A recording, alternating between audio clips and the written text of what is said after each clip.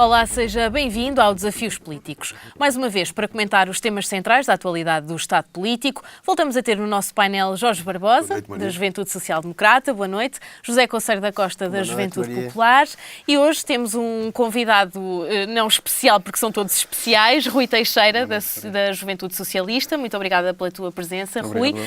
Infelizmente voltamos a não ter representação da Juventude Comunista Portuguesa. Relembrar o e-mail do nosso programa, lançado no programa passado, desafiospoliticos@rtv.com.pt. Um comentário, uma sugestão de tema que queiram ver debatido, estejam à vontade para nos fazerem chegar as vossas sugestões. Posto isto, começamos o programa de hoje. Falamos da greve dos enfermeiros. Uma greve por melhores salários, por uma carreira de enfermagem valorizada, que termina apenas no final do ano. Falamos hoje desta greve, como podemos falar de tantas outras que marcam definitivamente o ano de 2018. Estamos perante, Rui, uma situação de ausência de paz social? Não, eu acho que não é uma situação de ausência de paz social. Acho que podemos analisar em concreto a situação dos enfermeiros e depois, se calhar, a situação geral. E quanto aos enfermeiros, acho que é importante percebermos aquilo de que se trata. É uma greve que já vem desde o dia 22 de novembro e que continuará até ao final do mês de dezembro, e que tem como objetivo, por um lado, encontrar uma solução para a carreira dos enfermeiros, no que diz respeito aos enfermeiros especialistas, às competências de gestão, de urgência extra-hospitalar. E, por outro lado, também tem como reivindicação o baixo número de enfermeiros, o que é ainda insuficiente, o número de enfermeiros no Serviço Nacional de Saúde. Até agora sabemos que há cerca de 5.000 cirurgias canceladas, portanto é uma greve muito específica às cirurgias programadas, e que a cada novo dia são canceladas cerca de 500 cirurgias. Exatamente. E, portanto, é uma greve que tem, de facto, um impacto real na vida das pessoas e na vida de muitos doentes que acedem ao Serviço Nacional de Saúde. Sobre esta greve em específico, há duas coisas diferentes que eu gostava de dizer. Por um lado, considero que é uma greve justa no sentido em que são os enfermeiros a reivindicarem melhores condições laborais, a reivindicarem uma alteração à estrutura da sua carreira e, por outro lado, a reivindicarem mais enfermeiros para o Serviço Nacional de Saúde, que é uma reivindicação justa, tendo em conta aquele que é o número ainda, apesar de tudo, ainda insuficiente de enfermeiros no Serviço Nacional de Saúde, mas desajustada. Portanto, justa, mas desajustada, e desajustada porque convém percebermos que a greve é convocada por dois sindicatos, pelo Sindicato Democrático dos Enfermeiros e pela Associação Sindical dos Enfermeiros Portugueses, que são dois sindicatos que foram expulsos da Federação de Enfermagem Portuguesa. Federação esta que está na mesa da negociação com o Governo a trabalhar no acordo coletivo de trabalho dos enfermeiros. E, portanto, são dois sindicatos que não têm, por iniciativa da Federação de Enfermeiros, não têm lugar na mesa das negociações, e para nós este deve ser o caminho a ser seguido, o caminho da negociação com o Governo, e o caminho de aprofundamento daquelas que são as reivindicações dos enfermeiros e de procura de soluções. Mas acho que é também importante, como forma de contextualização, nós percebermos qual é o caminho que tem vindo a ser percorrido até aqui, muito sucintamente. E nós sabemos, por exemplo, que a imigração, que era uma das coisas que afetava muito os enfermeiros e que afetou muito os enfermeiros entre 2011 e 2015, a imigração está em queda, a imigração dos enfermeiros. Entre 2015 e 2017 caiu mais de 50%. Portanto, o número de enfermeiros que imigram agora por não terem condições de trabalho aqui caiu mais de 50%. E o desemprego dos enfermeiros portugueses, que não pode ser justificado com a imigração dos enfermeiros, porque, como vimos, esta caiu. Também o desemprego dos enfermeiros portugueses caiu cerca de 38%. E poderão dizer, bem, o desemprego cresce porque encontram outras alternativas de trabalho. Mas a verdade é que também o número de enfermeiros no Serviço Nacional de Saúde tem vindo a aumentar. Desde 75. Todos os anos. Entre 2010 e 2015 não aumentou. De 75, vou dizer depois. Vou lá. 75 a 2018. A partir de 2016 foi o ano em que voltou a aumentar. Portanto, até 2015 não aumentava, desde 2010 que o número de enfermeiros do Serviço Nacional de Saúde não aumentava e a partir de 2015 volta a crescer. Portanto, entre 2015 e 2016, e saíram agora muito recentemente num relatório do Ministério da Saúde, o número de enfermeiros do Serviço Nacional de Saúde, aumentaram em cerca de 1.800 o número de enfermeiros do Serviço Nacional de Saúde, aumentou em geral o número de profissionais de saúde no Serviço Nacional de Saúde e dentro deste leque de profissionais, os enfermeiros foram aqueles que mais profissionais viram ser contratados para o Serviço Nacional de Saúde.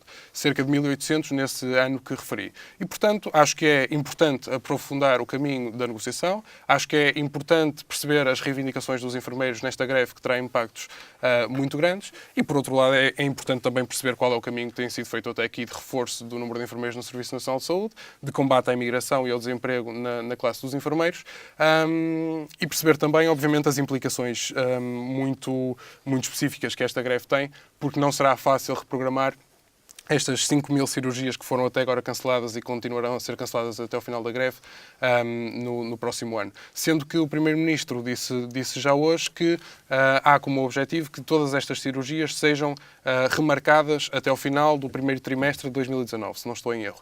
E, portanto, temos este sinal que é, obviamente, positivo e a esperança de que o cancelamento destas cirurgias não esteja a afetar, obviamente, doentes prioritários que, com cirurgias agendadas, devem, obviamente, ser alvo destes procedimentos cirúrgicos. Rui, relativamente às negociações, referes esta questão dos sindicatos. Talvez por aí tenha sido mais difícil a negociação entre sindicatos e governo. Sim, a negociação, é essa a minha posição, é que a negociação deve ser sempre a via principal para estabelecer acordos entre o governo e os sindicatos.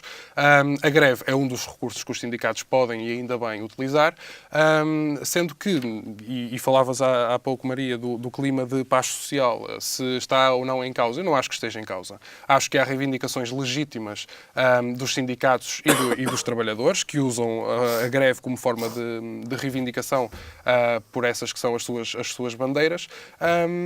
E acho que, obviamente, o Governo tem que, como tem feito, aprofundar a negociação e é à mesa da negociação que devem ser encontradas as soluções para estes problemas. Muito obrigada, Rui. José, temos lido na comunicação social que, a continuar esta greve, se admite que haja mais mortes evitáveis. E dizemos, aliás, eu peço desculpa, eu estava aqui à procura do nome, Ana Rita Cavaco, a bastonária da Ordem dos Enfermeiros, diz que a verdade é que é uma situação que já acontece há bastante tempo, não só por esta greve tão prolongada dos enfermeiros, mas por incumprimento do número mínimo de enfermeiros. O Governo está a levar estes profissionais à exaustão? Antes de mais, boa noite Maria, boa noite Rui, sejas muito bem-vindo, espero que gostes de fazer o programa connosco e que nós sejamos uns bons companheiros de painel. Boa noite aqui ao Jorge também. Bem, isto para compreender aquilo que se está a passar sobre os enfermeiros, essencialmente acho que há uma premissa que está a ser muito esquecida, que é o facto de que o ser enfermeiro hoje em dia é uma profissão que é muitíssimo pouco valorizada. E esta luta que os profissionais estão a fazer é precisamente para que haja essa valorização da profissão. E por isso, os profissionais, e quando tu dizes que os profissionais estão a trabalhar até a exaustão, é uma verdade precisamente porque os enfermeiros não estão a ser valorizados. E a Ana Rita Cavaco aqui tomou um bocado a dianteira enquanto bastonária desta ordem profissional. E nos últimos 3 anos tem sido uma boa cara e uma boa frente de batalha para a valorização necessária daquilo que são os enfermeiros. E quando tu dizes ainda que os trabalhadores estão a trabalhar até a exaustão, é completamente verdade. Aliás, foi o próprio Tribunal de Contas que numa auditoria que fez, mostrou que só o ano passado morreram relativamente às listas de espera, ou seja, à incapacidade de tratamento dos doentes, ou seja, de processamento dos utentes do sistema, morreram 2.000 pessoas sem resposta nos hospitais. 2.000 pessoas. Isto parece quase um dado de terceiro mundo. De terceiro mundo. Num governo que diz que está a investir fortemente na saúde, num governo que diz que quebrou com uma linha de austeridade que tinha sido seguida pelos governos de direita. Portanto, das duas, uma, e há 2 opções para este problema existir. Aliás, 3. A primeira é a inoperância dos profissionais, coisa essa que eu não acredito. Não acredito que os profissionais de todo o sistema sejam inoperantes. A segunda é que o investimento não está a ser real e alguma coisa está-se a pôr no meio entre aquilo que são as palavras do governo e a sua ação concreta. E a terceira é a falta de eficiência do sistema. Podemos discuti-las a todas, mas há uma coisa que nós sabemos desde já, que é o governo cativou os portugueses quando disse que ia investir na saúde, mas também cativou quando não deixou que essas verbas orçamentais fossem. Portanto, a saúde até poderia estar a ser orçamentada com mais investimento daquilo que era proposto naqueles que foram os governos CDS-PSD, que foram governos de exceção e que tiveram de cortar não na saúde, mas em todos os setores públicos, em toda a despesa do Estado. E o que se passa é que agora é orçamentado mais, mas só que depois é dinheiro concreto. E executado também. Eu vou já explicar porquê. Também. Se não me interromperem e me deixarem terminar, estou a terminar e deixo aqui o meu raciocínio, que é, este não é o primeiro problema com a saúde. Este já é 10, 15, 20 que fomos assistindo ao longo destes últimos 3 anos. Aliás, não é por alguma razão que na remodelação ministerial o Adalberto Campos Fernandes foi logo o primeiro a levar uma bufetada e a ser expulso do governo. Significa de facto que é um setor que tinha sido altamente mastigado. E agora traz a Marta Temido, como já explicamos aqui anteriormente, que é para lavar a cara do Ministério e mostrar que, não, agora a cara da saúde é diferente, vamos rumo à maioria absoluta, não se passou absolutamente nada com este setor. Não é verdade. Os problemas continuam à vista de todos, porque existe, de facto, uma inoperância total por parte do Governo. Deixa-me só, em relação a estas considerações, os ataques à Ana Rita Cavaco, e eu acho que aqui são importantes ser mencionados, porque a esquerda anda a fulminar a Ana Rita Cavaco, a bastonária da Ordem dos Enfermeiros, a dizer que só agora é que ela se lembrou que existem problemas nos seus profissionais. Agora dá-lhe muita conveniência que ela seja uma voz ativa contra o governo e ela tem filiação ou tem filiação partidária no PSD. Agora isto e aquilo. Meus amigos, a greve não é convocada pela bastonária da Ordem dos Advogados. Nem dos enfermeiros. Dos enfermeiros. Eu que sou jurista já tenho... advogados, nem dos enfermeiros. Já tenho a cassete posta e um dia podemos debater a dos advogados. Mas é isso.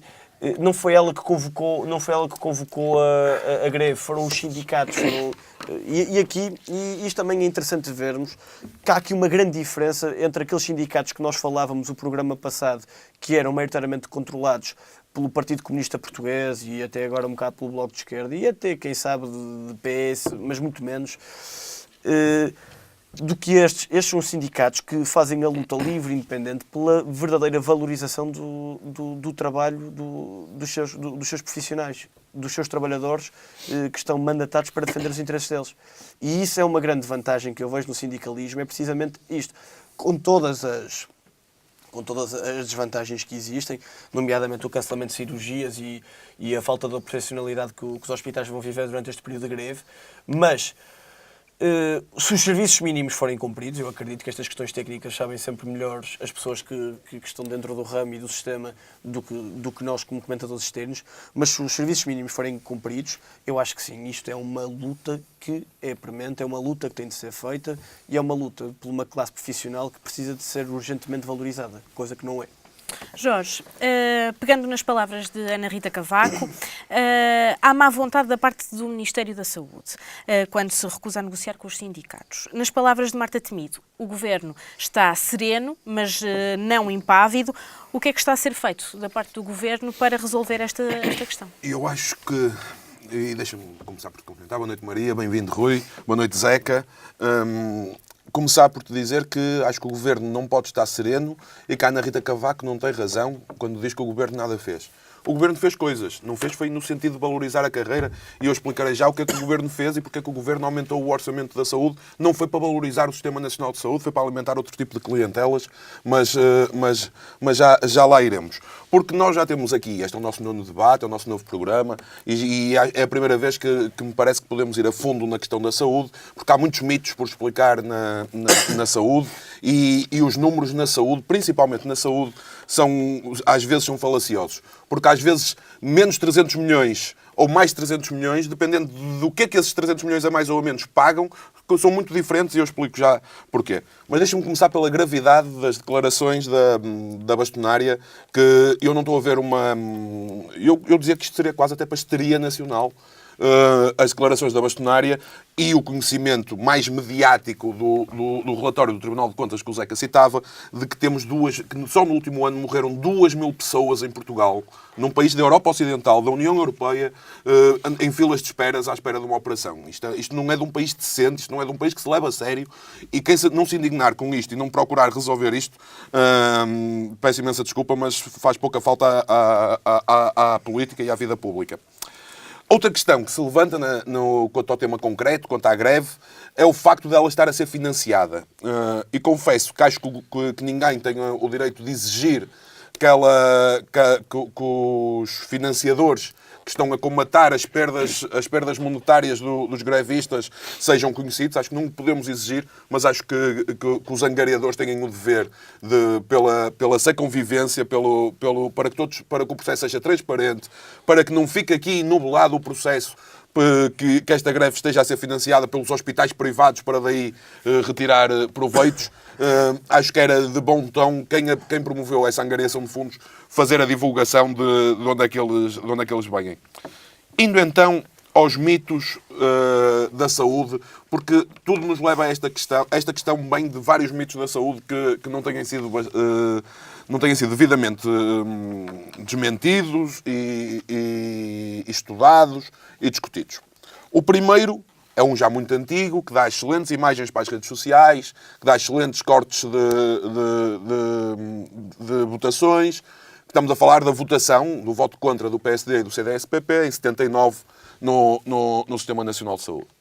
Em primeiro lugar, só por desconhecimento ou desonestidade intelectual, é que eu acho que esta crítica pode ser feita ao PSD e ao CDS, do PSD e o CDS não quererem um Sistema Nacional de Saúde.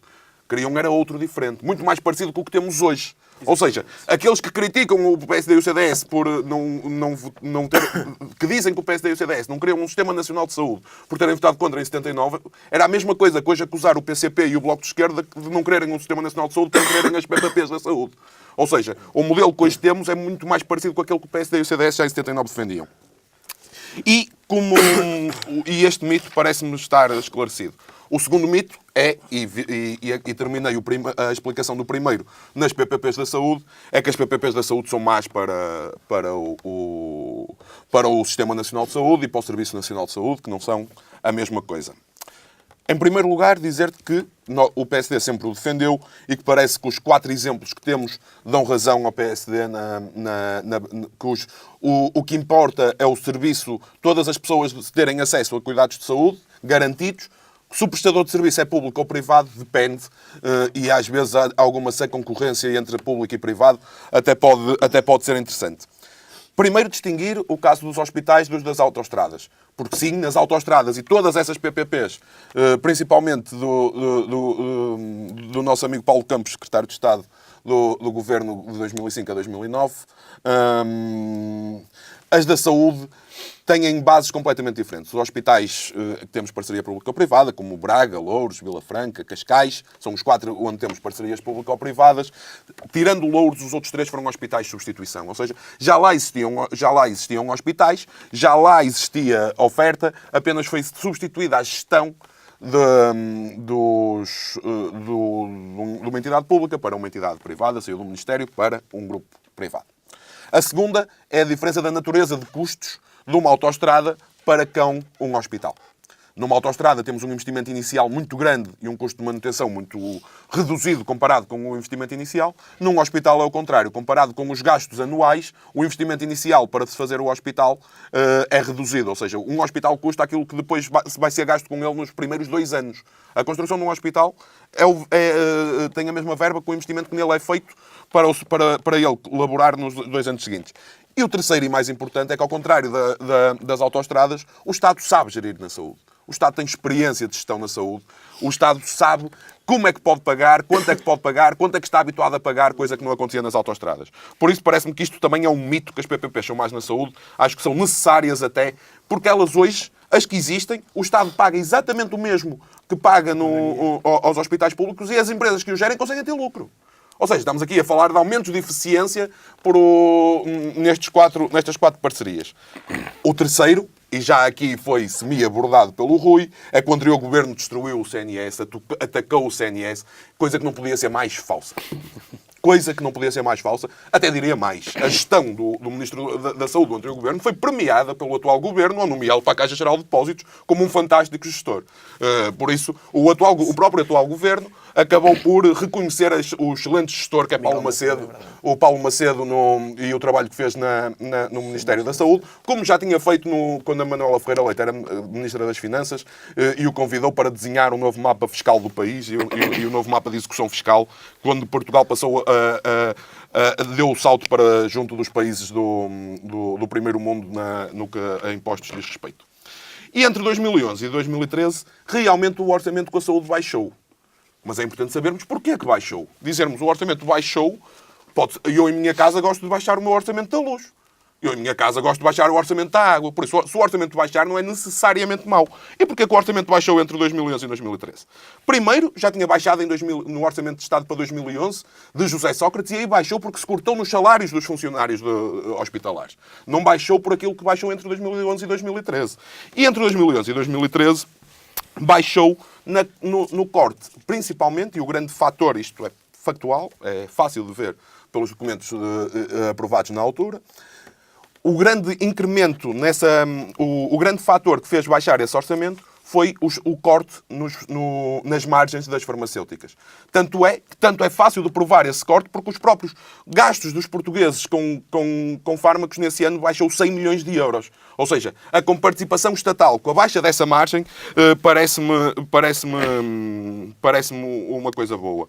E depois também baixou porque aumentamos o tempo de trabalho das 35 para as 40 horas e com isto reduz a necessidade de pagamento de horas extras, que na função pública nós sabemos que são tabeladas, reguladas, pesadas e superiores a uma hora de trabalho em horário de trabalho normal.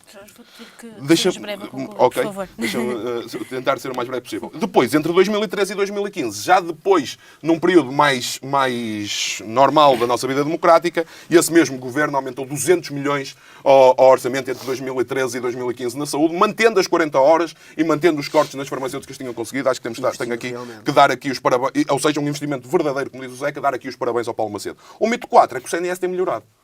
Eu acho que tentou-se durante os primeiros 3 anos de legislatura dizê-lo e hoje fica à vista toda a gente que não é verdade. O Sistema Nacional de Saúde não tem melhorado. Deixa-me só aproveitar que tenho aqui pouco tempo, parece-me, diz a maioria. A despesa realmente aumentou. Nesta legislatura, cerca de 300 milhões de euros, certo? Sim, sim. Cerca de 300 milhões de euros, ou seja, são mais 100 milhões de euros do que o malvado governo anterior. Mas estes 300 milhões de euros serviram para uma coisa muito simples. Foi para pagar as horas extras das 40 para as 35 horas que este governo reduziu. Ou seja, este governo, em vez de aumentar o investimento no serviço de saúde, melhorar as condições, melhorar se calhar até a remuneração, preferiu reduzir o horário de trabalho das 40 para as 35 horas. Realmente o governo fez alguma coisa. Reduziu o tempo de trabalho daquelas pessoas. É o Sistema Nacional de Saúde que temos, estagnado, parado, em que grande parte da dotação orçamental e do aumento orçamental serviu não para investir, não para melhorar, única e exclusivamente para comprar ou tentar comprar, coisa que hoje vemos que nem isso está a ser conseguido, um grande sindicato de votos, como é o Sindicato dos Funcionários Hospitalares. Obrigada, Jorge. Rui, é possível generalizar? Existe um desinteresse pelo setor da saúde? Não, eu acho que não existe desinteresse, acho que há muito interesse, o Governo tem dedicado muito tempo à questão da saúde e há aqui 2 outras coisas que convém também dizer. Em primeiro lugar, sobre aquilo que o Jorge dizia, o investimento na saúde tem sido feito e o Zeca fazia a distinção entre o investimento que é orçamentado e aquele que depois é executado. O investimento executado é maior do que aquele que foi feito no governo anterior. O governo anterior cortou no Serviço Nacional de Saúde, como cortou na educação, como cortou no ensino superior e numa série de setores. 40 para 35 e, portanto, o investimento está a ser feito com, obviamente, e nós temos que perceber isto, depois de 4 anos em que houve um corte brutal no investimento no Serviço Nacional de Saúde, há tempo para recuperar aquele que foi o desgaste de um sistema que estava estrangulado e com falta de investimento. E, portanto, neste momento, aquilo que nós temos e o investimento que estamos a fazer é para recuperar caminho que fomos perdendo ao longo dos últimos anos. Posto isto, e sobre investimento na saúde, eu também gostava de combater esta ideia que o Jorge aqui tocou ao de leve, mas que o PSD tem tocado muito, e o CDS também, que é a ideia do Estado enquanto mau gestor, de que não, é isso que o PSD diz quando diz que quer generalizar as PPP na saúde. Há exemplos melhores. É isso que o PSD diz quando faz essa proposta. Agora, entre PPPs no privado, parcerias público-privadas, ou investimento no público e investimento inteligente, investimento que tenha impacto na vida das pessoas, obviamente que será preferível fazer esse investimento no Serviço Nacional de Saúde no público. Porque se custa mais barato. Rui, é que tu aí estás com um preconceito ideológico que eu não tenho. Não, para mim é-me igual, se é no achar... público ou no privado. Para ti é que tem que ser no público. Não. Para mim é igual, seja no público ou no privado, desde que fique mais barato ao Estado e que tenha a mesma qualidade do serviço. E porquê é que tu me dizes que não é isto? Mas é isso. Com a mesma qualidade de serviço, eu prefiro então que o Estado invista no Serviço Nacional de Saúde, nos hospitais públicos. E porquê é que não é um preconceito ideológico dizer o contrário? Porque para mim é-me igual. Eu não digo o contrário, eu digo que para mim é-me igual, seja público ou privado, seja melhor. Para mim, que acredito no Estado Social... E eu quero, se o acesso for igual ao ensino, ao Sistema Nacional de Saúde, se o Sistema Nacional de Saúde incorporar, como incorpora aquelas 4 parcerias público-privadas, gestão privada, se o acesso for garantido, que é universal, e eu não tenho qualquer preconceito. Digam-me, neste caso vai ser melhor gerido se for por uma administração pública. Muito bem. Neste caso vai ser melhor gerido se for por uma administração privada. Muito bem também. Mas tendo em conta aquilo que tu dizes, Jorge, e acreditando eu num Estado social e num Estado forte, acreditando num Estado que fornece aos portugueses, especialmente na área da saúde, na área da educação, nas áreas principais do Estado social, a que somam agora também os transportes e a habitação, por exemplo, que oferece aos portugueses alternativas e opções no público. Obviamente que acreditando no Estado social, eu prefiro que o investimento sendo feito e tendo o mesmo impacto, dizias tu, de qualidade e de gestão no público e no privado, obviamente que eu prefiro que seja no público. Depois, é o acesso dos consumidores. O acesso dos consumidores for exatamente igual no público ou no privado e a experiência da vida diz-nos em quase tudo que quando é o privado a gerir sai mais barato e sai melhor produto. Isto é que é o preconceito ideológico. Isto é que é o preconceito ideológico. Eu tenho isto. Isto é que é o preconceito ideológico. A história dos últimos 70 anos mostrou como é que a competitividade entre dois sistemas. Para intervalo, Rui, vou-te pedir que concluas brevemente o teu raciocínio. Ok, muito bem. Então, para concluir, indo só ao que o Zeca dizia também, eu não atacarei a Ana Rita Cavaco por ser bastonária da Ordem e por ser do PSD ou por ter sido líder da JSD, por exemplo, também. Líder da JSD? Sim, da JSD da Almada. Da Almada ou é do Porto? Ana Rita Cavaco foi líder da JSD e eu não atacarei por causa disso. É que ela foi militante de base da JSD na Conselhia do Porto. Não atacarei por ser do PSD. Agora, há efetivamente uma confusão entre aquilo que são as suas funções entre a bastonária da Ordem e as suas funções sindicais. E isto vê-se, por exemplo, no facto de a Ordem ter abandonado a Convenção Nacional de Saúde. E isto é o que é? É a Ordem a sair da mesa da negociação. Foi a bastonária a dizer que chega de negociação, queremos a ação. E, portanto, isto eu não consigo compreender. E a via que eu defendo aqui, como defendi há bocadinho, é a via de continuar a negociação e de aprofundar a negociação entre os enfermeiros e o Governo. Muito obrigada, Rui. Nós fazemos então uma breve pausa. Voltamos dentro de instantes para voltar a debater os temas centrais do Estado político atual. Até já.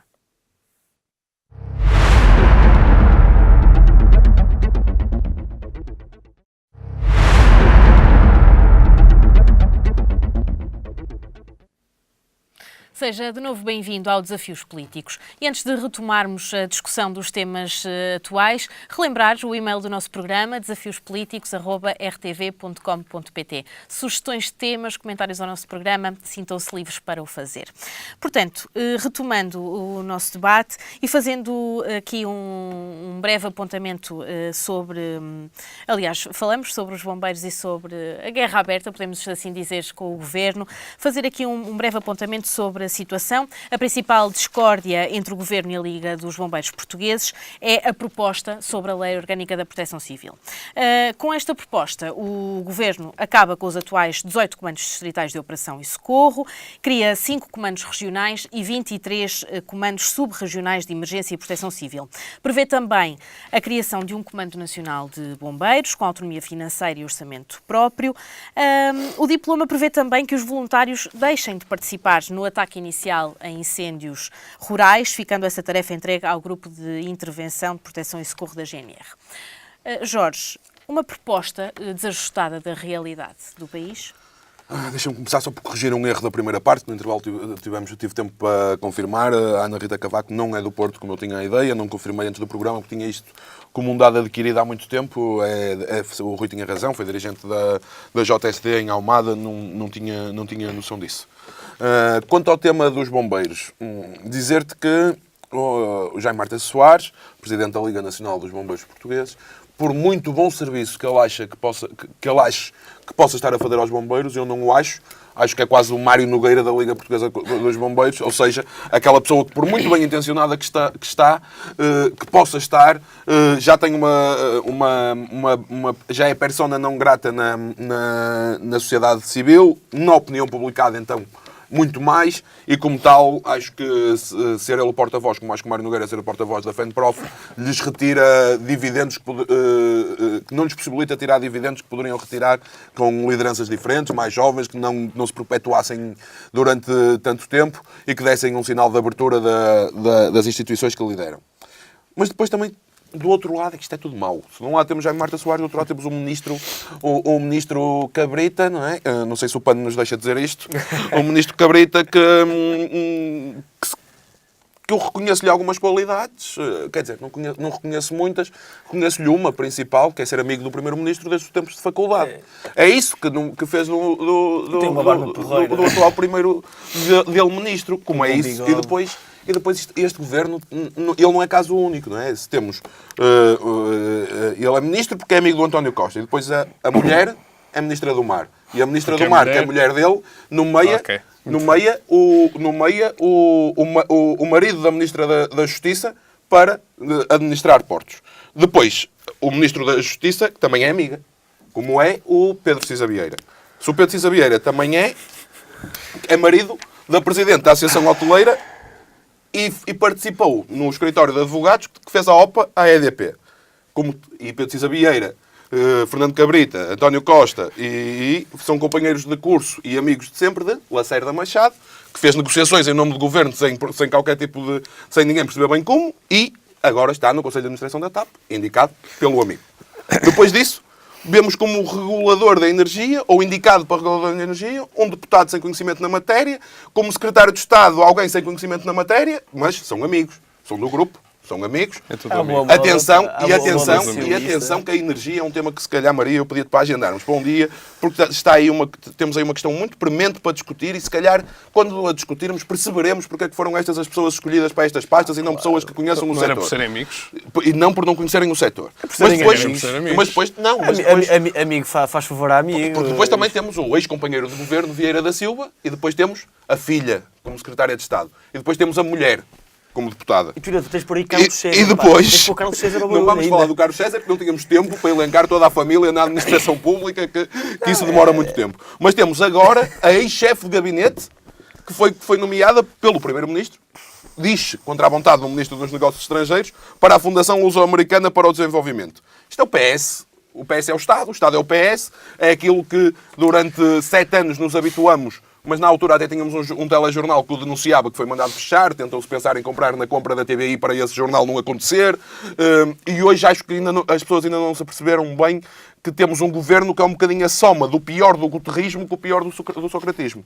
Junta a desfaçatez dos tempos de António Guterres de está tudo bem, está tudo bem, está tudo bem, estamos no pântano. Foi estas as mensagens de António Guterres. Está tudo bem, está tudo bem, está tudo bem, estamos no pântano. Com a pior desfaçatez de querer confundir o Estado com o PS e de querer mandar no regime. O próprio PS diz muitas vezes que são o partido charneira do regime. Mas isto foi um à parte por causa da escolha do ministro e porque é que eu acho que o ministro é mau e não tem competências, porque não lhe reconheço uma competência para ocupar a função a não ser amigo do primeiro-ministro.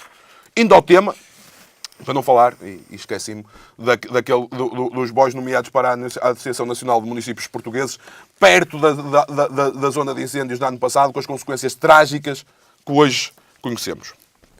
Quanto ao caso em si, vamos pensar em quais são as pretensões dos bombeiros.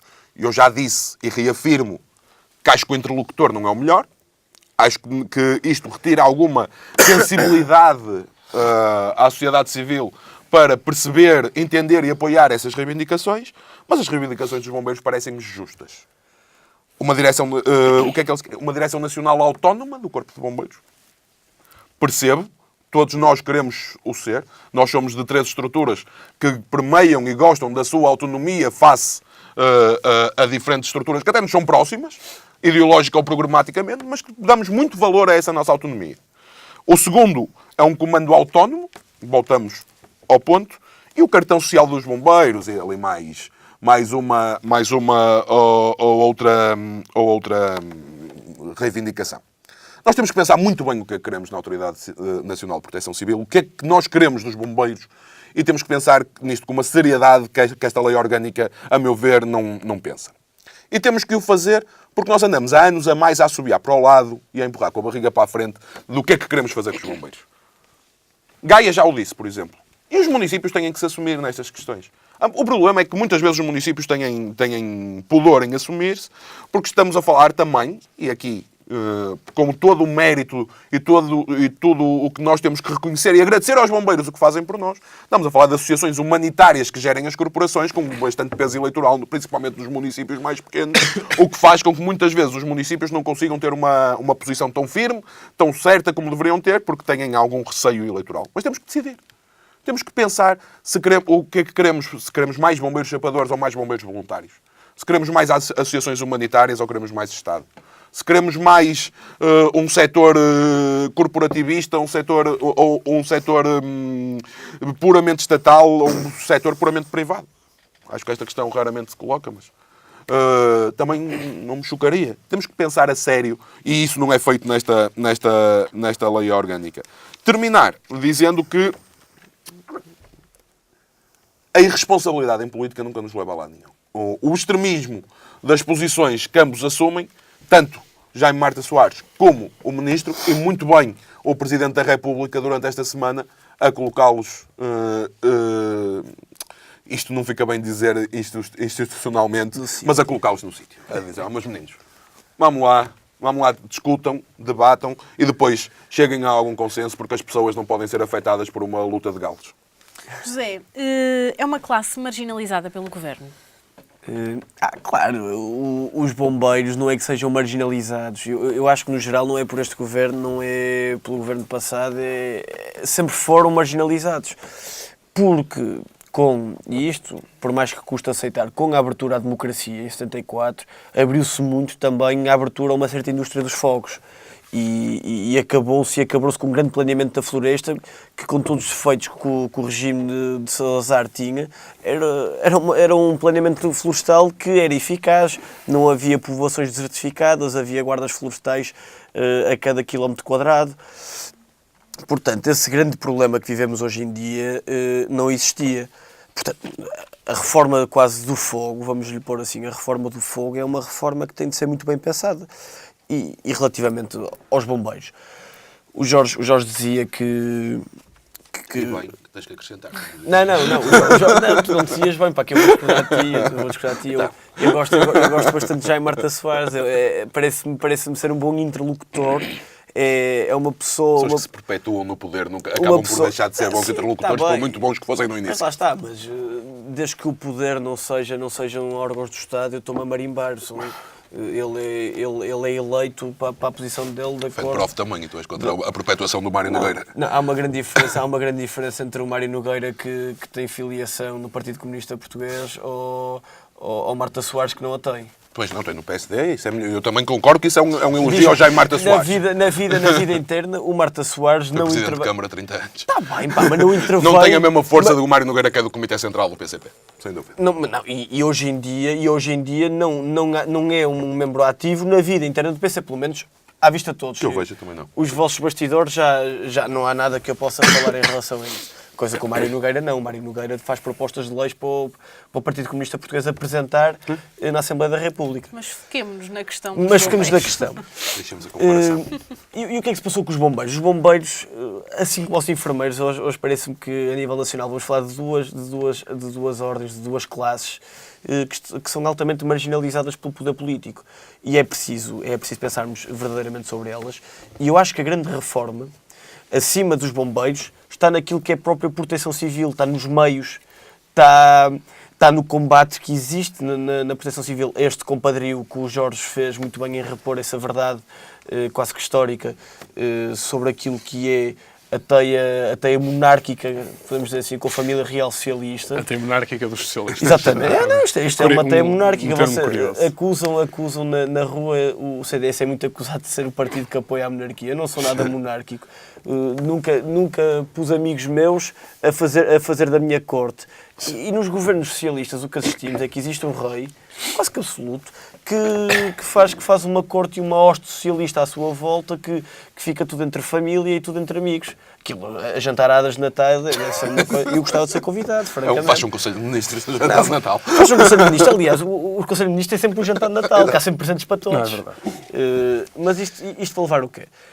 E o problema é que quando existe este tipo de gestão, nomeadamente na área da proteção civil, assistimos gradualmente e consecutivamente a uma falha do sistema. Tivemos os fogos de Pedrógão, tivemos os fogos passado 4 meses ou 5, os fogos de fevereiro, de outubro, os fogos, 15 de outubro não era? 15 de outubro que foi os fogos, em que o Estado falhou, em que o sistema, e quem falharam ali não foram os bombeiros. Quem falhou foi o sistema do Estado que sustenta a atuação dos bombeiros. Ironia das ironias, o sistema é esse proposto por um dos piores ministros da Administração Interna, que foi o Dr. António Costa, que atualmente é Primeiro-Ministro. Portanto, se ele foi mau Ministro da Administração Interna e agora é Primeiro-Ministro de Portugal, mais uma vez não soube lidar com os problemas. Não nos esquecemos daquilo que foram os grandes fogos de 2005 e de 2006. De 2006, já com o Ciresp operacional, a quantidade de dinheiro que foi investida para este sistema operacional que não funcionou, a quantidade de amigos que enriqueceram à custa deste sistema operacional que não funciona.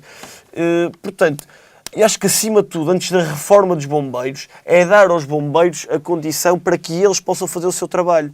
Porque eu estou plenamente convencido, dentro das reivindicações dos bombeiros, há reivindicações que eu acho que fazem todo sentido, nomeadamente a autonomia da direção, porque o governo está a ser altamente inteligente, está a lançar uma OPA aos bombeiros, que é para quando der porcaria, eles ficam ao menos caladinhos, como são todos subsidiados, as direções, entra tudo para a corte socialista, conseguem calar as pessoas.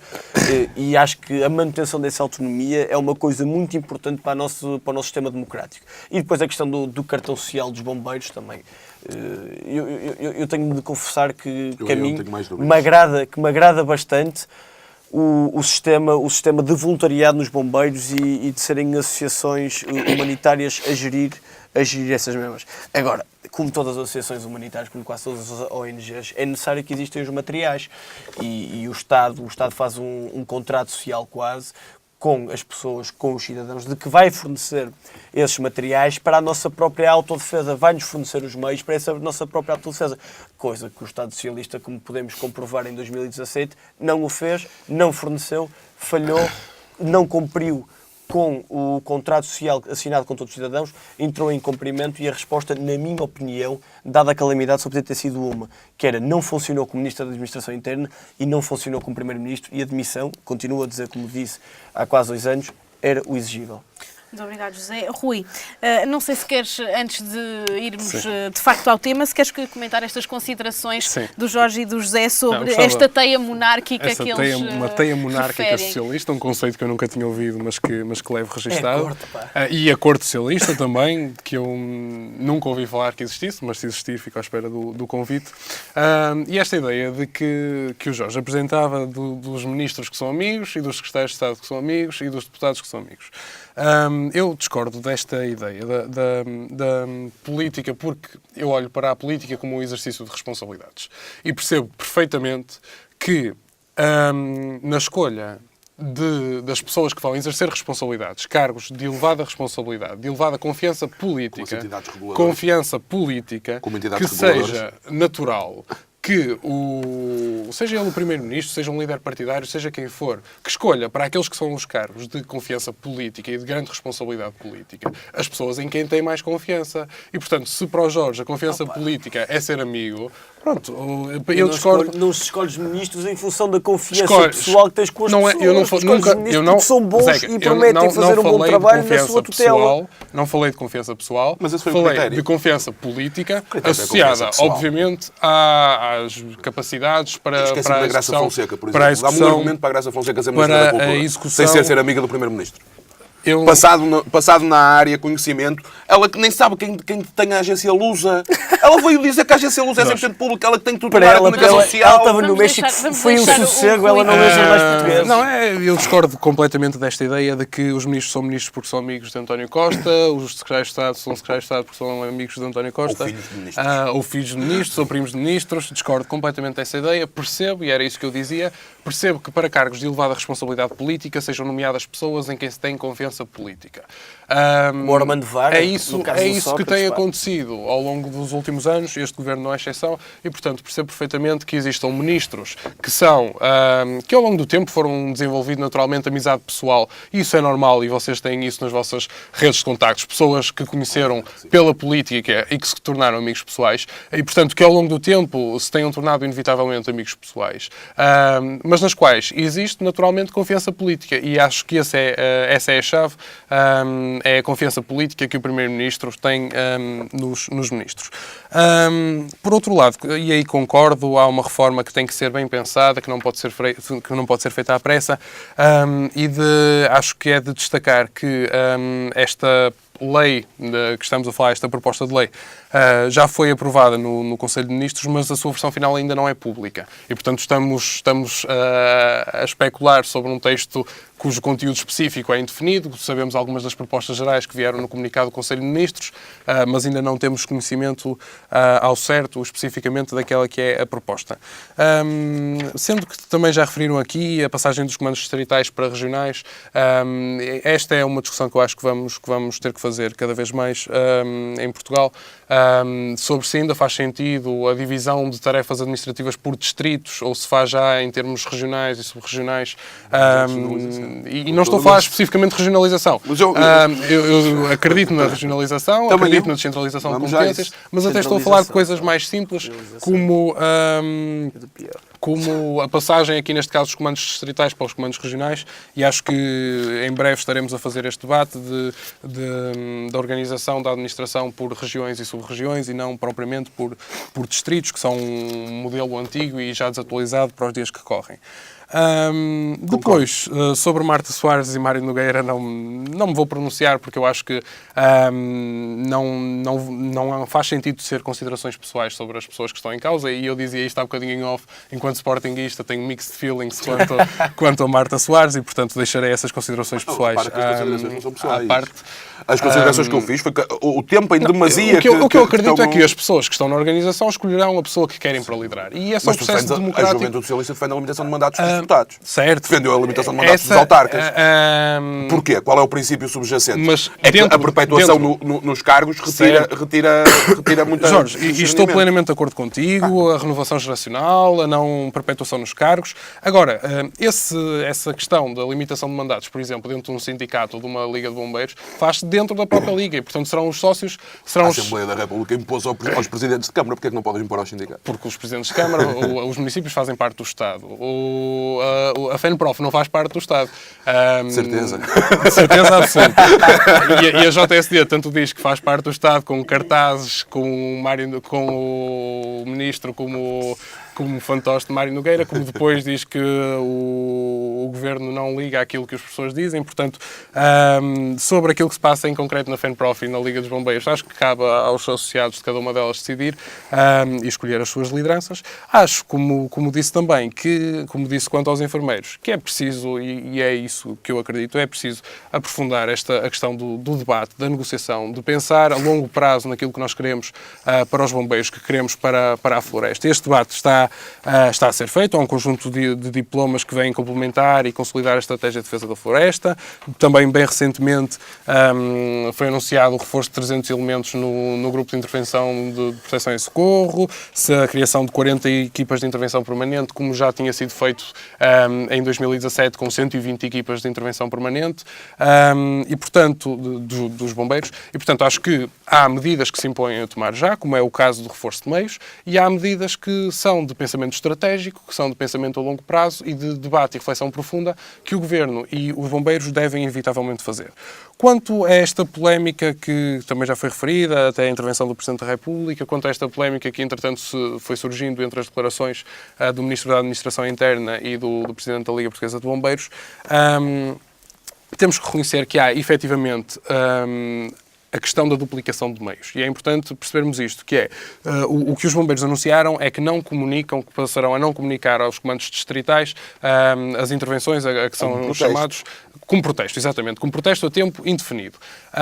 Ora, o que isto quer dizer é que, por exemplo, no caso de haver um acidente e de haver várias testemunhas a chamar ao mesmo tempo uma corporação de bombeiros e ao mesmo tempo o 112, há esta hipótese real de haver duplicação de meios. E, portanto, não é de descartar este problema e esta consequência que advém desta forma de protesto que se prolongará por tempo indeterminado.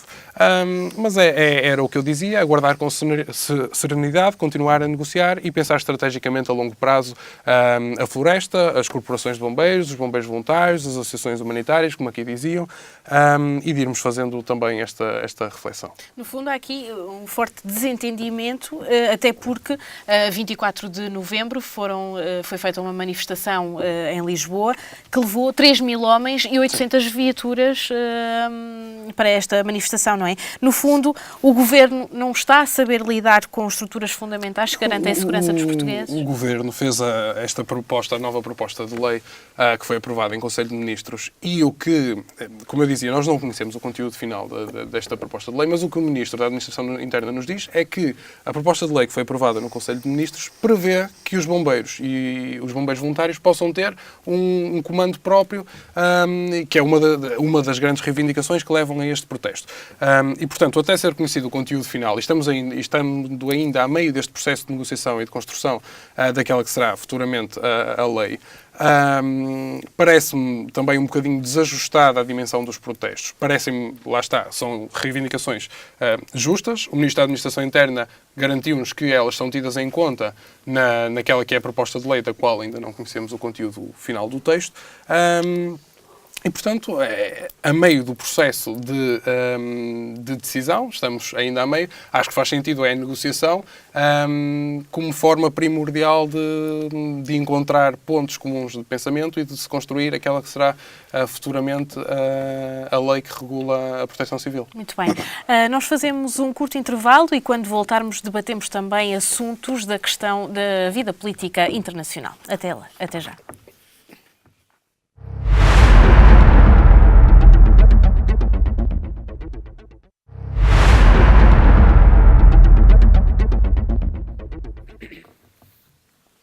Estamos de volta ao Desafios Políticos e começamos esta terceira parte a falar sobre o cenário político internacional. Falamos sobre os coletes amarelos, um tema que já tivemos a oportunidade de explorar aqui no nosso programa.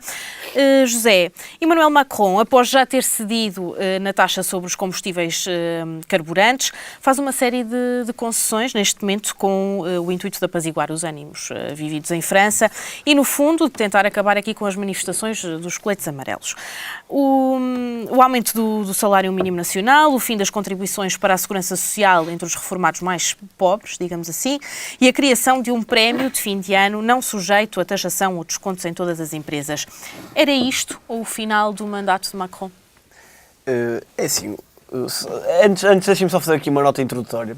Dizer que é com alguma satisfação e regozijo que vejo que o eixo do mal, com o Daniel Oliveira, de facto ouviu as declarações que eu fiz aqui na RTV sobre o facto de os franceses serem absolutamente insuportáveis, porque ele quase que as transcreveu, palavra por palavra, falando da necessidade quase patológica que os franceses têm para extravasar aquilo que é uma revolução e uma reivindicação justa para um cenário quase de calamidade pública.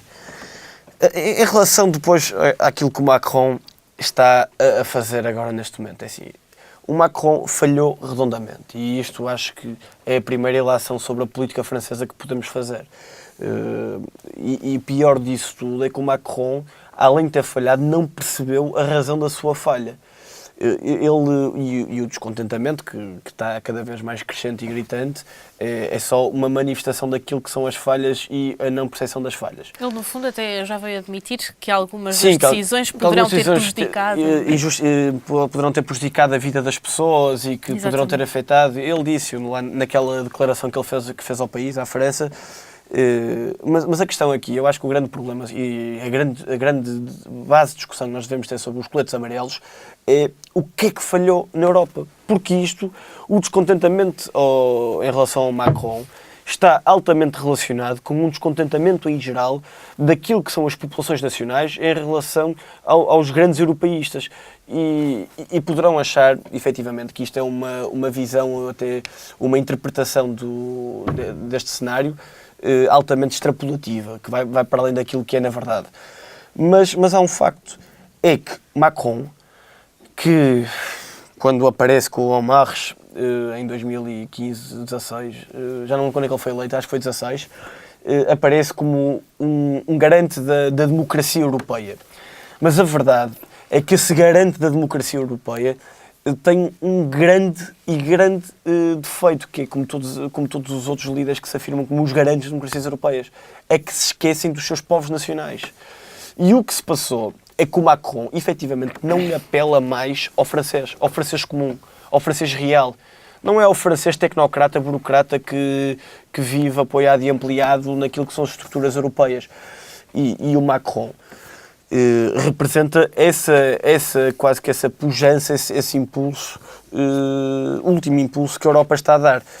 E depois há aqui outra coisa, que é o Macron, assim como António Costa, hoje em dia se provam ser como os populistas do mundo moderno, que é enfrentam um problema, veem um descontentamento e a resolução para eles não é uma proposta ponderada, não é uma apresentação de um projeto e um plano de futuro, mas sim concessões ao desbarato, concessões essas que servem-se única e exclusivamente para atingir alguma paz social imediata,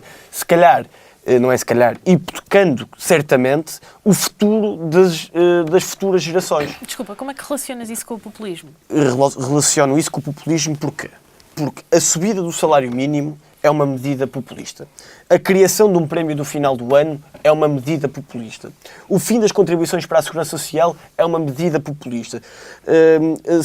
A cedência na taxa não é populista porque, de facto, assim como em Portugal, hoje em dia vivemos para além daquilo que podemos viver. E as horas extraordinárias com isenção fiscal é uma medida do mais populista que pode existir. E o populismo, engane-se, quem acha que o populismo é só contra os muçulmanos ou o grande populismo, o populismo também se faz nestas pequenas coisas, que é o dar tudo, prometer tudo e mais alguma coisa, apelar às pessoas, apelar ao coração das mesmas, aos sentimentos, e não há razão. E eu digo que não diferencio em nada o populismo de Macron do de Marine Le Pen. Tem grandes divergências ideológicas, mas na verdade, hoje em dia, e a prova e a concretização dos dois modelos de sociedade que propõem são exatamente iguais, não nos meios, mas no fim, que é o descalabro, que é uma fatura a pagar para o futuro. E os populismos de hoje em dia, são esses populismos que me preocupam muito mais, são os populismos disfarçados, que é o caso do António Costa, que não faz uma reforma do Estado concreta. E o povo, a população, começa cada vez mais a ficar cansada. E o Macron atingiu a popularidade na ordem dos 25%. Ou seja, ele não tem condições nenhumas hoje em dia para ser o presidente da França. Mas com António Costa não é bem isso que tem acontecido. E 25% no sistema eleitoral francês, apesar de tudo, dá para ser presidente de França. 25% se a Le Pen tiver 26 e o Mélenchon 24, dá para ir a uma segunda volta e ganhar outra vez. Jorge, sabendo ponto número 1, aquilo que foi... Mas esse é um perigo. Esse é um perigo gigantesco. Sim, e convém fazer a distinção entre o populismo e a popularidade. Aquilo que foi a primeira volta e a segunda... Pessoal, deixem-me só aqui acabar de terminar. Disseste bem, num sistema de 2 voltas, o populismo de 25% dá para fazer. Mas a questão é que hoje em dia o Emmanuel Macron está imbuído supostamente por uma legitimidade da maioria dos votos dos franceses. E a verdade é que a sua taxa de popularidade, quando é eleito, era de 60%. E o que acontece hoje em dia é um decréscimo Apesar de ter 26 ou 27 na primeira volta também. Também teve 26 ou 27 e depois houve uma reação, mas a taxa de popularidade, ainda assim, há uma grande diferença entre a intenção de voto e a taxa de popularidade. E a taxa de popularidade, o Marcelo Rebelo de Sousa teve 52% ou 53% dos votos e tem taxa de popularidade de 89%, que é um absurdo. O Emmanuel Macron tinha a intenção dos votos, mas só que tinha uma alta taxa de popularidade, ou seja, as pessoas reviam-se, ainda que não fosse a sua primeira intenção de voto, reviam-se na figura dele. Coisa que hoje em dia, só 1/4 da França é que se revê no Emmanuel Macron. Portanto, quase que podemos afirmar que o Emmanuel Macron é o presidente de 1/4 dos franceses. Portanto, ele está ferido de algum modo, alguma ilegitimidade. E a paz social que se vive hoje em dia em França é o sintoma e é a característica dessa falta de legitimidade do Macron. E deixem-me só dizer que aqui fazer outra vez um paralelismo com a Europa, que é o populismo, que é neste caso o populismo do Emmanuel Macron, é legítimo e é aceito pela União Europeia quando esse populismo dá 3,4% do déficit do orçamento francês. Portanto, como o déficit da União Europeia é 3%, e estas medidas agravam o déficit para 3,4%, como é para impedir qualquer coisa, agora este populismo, como é um populismo dos nossos, pode ficar, mas os outros não. Os outros não. Portanto, medidas que custam 10 mil milhões de euros aos cofres e ao orçamento francês, como é populismo que é bem visto no seio da União Europeia e das estruturas europeias, é populismo que é aceitável. Portanto, isto aqui está-se a fazer quase que um populismo de primeiro e um populismo de segundo. E eu, como pessoa razoável e racional que me considero ser, acho que o populismo é exatamente igual, ou seja, de primeira ou de segunda, que é sempre mau, ponto final. E a Europa tem rapidamente de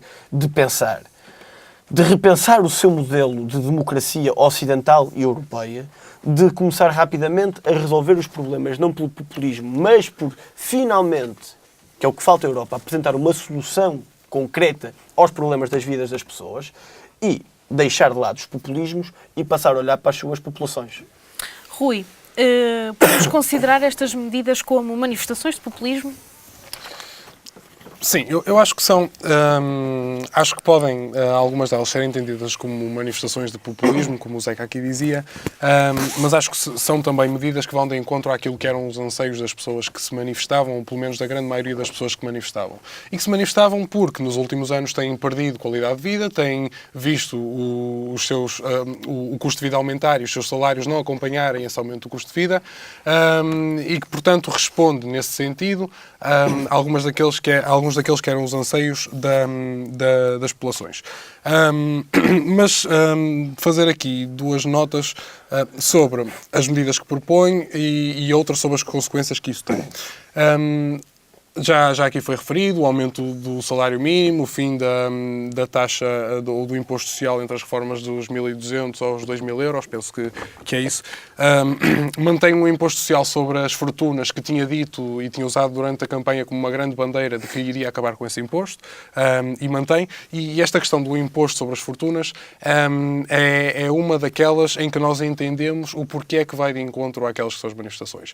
Porque o francês comum que recebe o salário mínimo, que vê o custo de vida aumentar, que vê as suas possibilidades diminuírem, não compreende naturalmente como é que tudo isto me é exigido, como é que o preço da gasolina e do gasóleo sobe, por exemplo, que era uma das reivindicações, e como é que se acaba com o imposto às fortunas. Não consegue compreender isto. E esta era uma das principais reivindicações dos coletes amarelos, que este imposto sobre as fortunas não tivesse um fim. Por outro lado, e isso já sabíamos, desistiu deste taxamento extra ao petróleo, à importação de petróleo, do ecotax, E acho que nos devemos debruçar sobre este ponto em específico, porque mais cedo ou mais tarde, com impostos, com taxas ou com outra solução, teremos que nos debruçar seriamente sobre os combustíveis fósseis, sobre o uso que lhes estamos a dar na nossa sociedade, sobre o transporte individual que ainda prevalece. E temos dados que são muito preocupantes. Ainda o Expresso esta semana trazia um artigo que nos dizia que as emissões de CO2 caíram durante 2014, 2015 e 2016 e em 2017 e 2018 voltaram a aumentar. Portanto, este ano já aumentaram 2,6% as emissões de CO2 relativamente àquilo que foram as emissões do ano passado. E, portanto, nós teremos, inevitavelmente, que encontrar soluções para um problema gravíssimo com que nos confrontamos e que mais cedo ou mais tarde terá implicações também muito graves nas nossas vidas. Depois, em relação se eu acho que as medidas vão de encontro às expectativas da grande maioria dos coletes amarelos, acho que há um problema de fundo e que tem a ver com aquilo que o Zeca dizia sobre os franceses serem insuportáveis, mas acho que há um problema de fundo e que ficou muito à vista durante este protesto dos coletes amarelos, que tem a ver com algumas, especialmente nas gerações mais novas, alguns elementos que se foram misturando por entre os coletes amarelos e causando alguns distúrbios e alguns protestos, e que tem a ver, no meu entender, não só com estas dificuldades objetivas na qualidade de vida, no custo de vida, nos salários, mas sobretudo com a sua integração na sociedade, sobretudo com aquela que é a sua escolarização, aquelas que são as oportunidades que lhes são dadas. E gostava de referir um exemplo, porque tive a oportunidade também de conviver com ele recentemente, porque, como disse, acho que estas medidas não respondem aos problemas desses jovens, que é o exemplo que também foi aqui referido no programa que vocês tiveram sobre onde já tinham falado dos coletes amarelos, que é o exemplo das manifestações de 2005 que aconteceram em França e que foram incendiados milhares de carros, casas, lojas destruídas, e são protestos... Foram protestos com implicações, se calhar, até um bocadinho mais graves do que aqueles que temos visto até aqui. E qual foi a solução para estes protestos? No que diz especificamente respeito a estes jovens e a pessoas que estão marginalizadas da sociedade e com problemas gravíssimos, estes protestos começaram numa cidade, num pequeno município a norte de Paris, Clichy-sous-Bois, que, percebendo o descontentamento, a falta de integração e os problemas que os jovens do município viviam, tentou criar estratégias integradas para resolver estes problemas.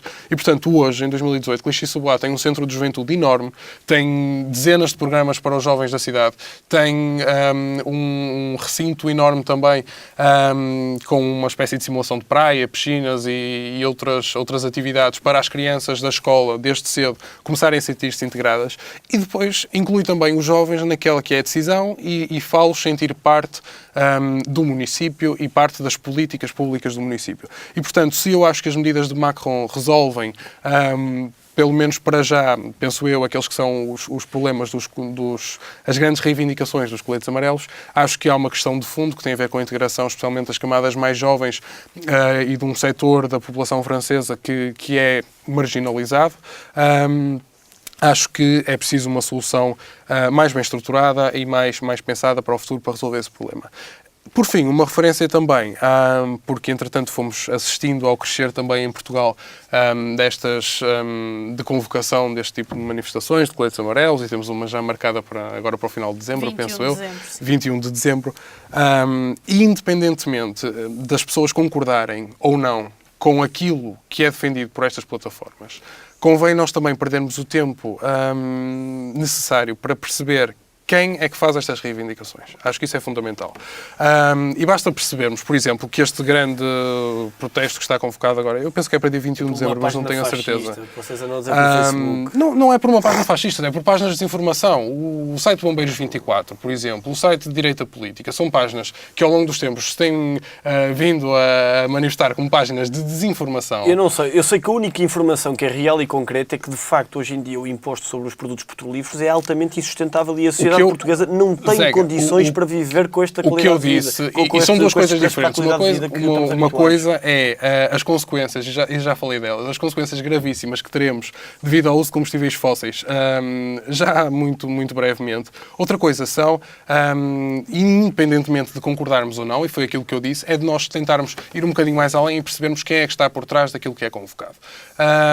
E de facto, as páginas têm sido usadas principalmente para veicular esta informação. São sites como o direita política, ou como o Bombeiros 24, são páginas do PNR, são páginas do Manifesto Armilar português, lusitano, são páginas da Nova Ordem Social. E, portanto, são páginas que nós identificamos claramente como sendo páginas de extremistas. E acho que aqui a luta se faz entre aqueles que são extremistas e aqueles que são os moderados. E, por isso, acho que... Mas independentemente... a culpa é dos partidos de centro, a culpa é dos partidos que são moderados. Então, o CDS é um partido de centro, não é? E o CDS, olha, ainda bem que tocas disso, o CDS foi foi o único grande partido que fez de bandeira este protesto, antes de haver coletes amarelos, que fez bandeira política o caso do imposto sobre os produtos petrolíferos. Portanto, ao CDS não se pode acusar de nada. Não, tu estavas a dizer, o problema são os partidos de não, centro. Vocês, o CDS considera-se a si próprio um partido de centro. O PS não se considera a si próprio um partido de centro. Interlocutores verdadeiros dos anseios da sociedade portuguesa e da população portuguesa. O PS não se considera um partido de centro e, portanto, o Centro Democrático Social é que não é de centro. Os outros já. Quer dizer, o CDS afirma-se como centro de centro e, portanto, se o problema são os partidos de centro, isso é convosco. Agora, acho que há necessidade de dar resposta àqueles que são os anseios da população, aí estamos em acordo. Acho que a população tem, obviamente, a forma da manifestação como forma de reivindicação daquelas que são as suas causas. O que eu digo é que é preciso fazer agora usa-se muito a expressão do fact-check, de verificar quem está por trás, se a informação é verdadeira ou não, e quem é que promove os determinados tipos de... Mas se for um sindicato da extrema-esquerda do Partido Comunista Português, já é aceitável, porque já é um extremismo de esquerda. Se for um extremismo de direita, eu acho que são os dois maus. Eu acabei de fazer a distinção entre extremistas e moderados. Os extremos são sempre... o radicalismo, para mim, é sempre mau, como o populismo é sempre mau, como tu dizias. E, portanto... Na segunda volta Macron-Mélenchon tinhas votado em quem? Essa é uma questão... Só para sabermos como é que é a tua posição com os extremismos. É uma questão difícil. Mas a pergunta é pertinente. É uma questão difícil. Porque que é a mesma coisa que uma segunda volta Macron-Le Pen. Ou é parecido. Eu não tenho a menor dúvida em nenhuma das duas. Eu não tenho dúvida. Eu votava em Macron. Contra Mélenchon. Votava naquele que é o moderado, porque para mim os radicalismos são sempre maus. Muito bem.